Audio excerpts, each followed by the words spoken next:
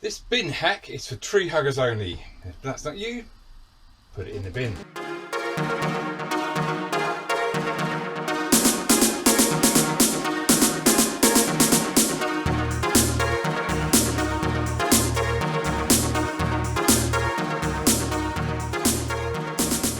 So I was a little bit on two minds about putting this hack up. Basically, you know, some people on social media, they're a little bit holier now, they like to preach. I don't want to do that, and this is not in any way intended to play on people's guilt. It's just something I wanted to do. So I wasn't doing a good enough job at recycling while I'm on the road, and partly because, yes, space. And you know, if you find yourself thinking about the same, have a look at this hack. Okay, so that cupboard there under the fridge next door to the oven is where we used to keep our bin, our single bin that everything went in. And yeah, we'd have liked to do some recycling, but we didn't have room for two bins, and there was only so much room in that particular cupboard. And you know what? I'm sure you've noticed that when you're on the road, there's plenty of opportunities to put in your recycling, because there's bins in council car parks. A lot of big supermarkets got recycling bins. So I wanted to do something a little bit better, and a little bit of a slide hack enabled me to squeeze some extra space, and I'll show you that now.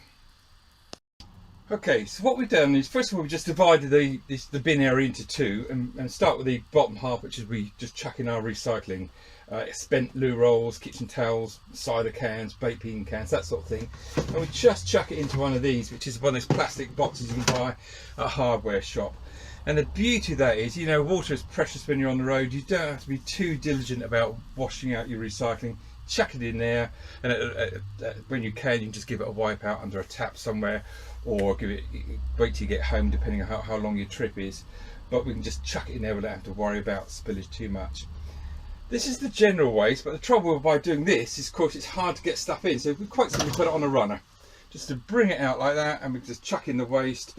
When we get home, put it into the bin, or where we're on the road to the waste disposal. And you can see I've just put a little bit of a rake on there just to make it a little bit easier of a target.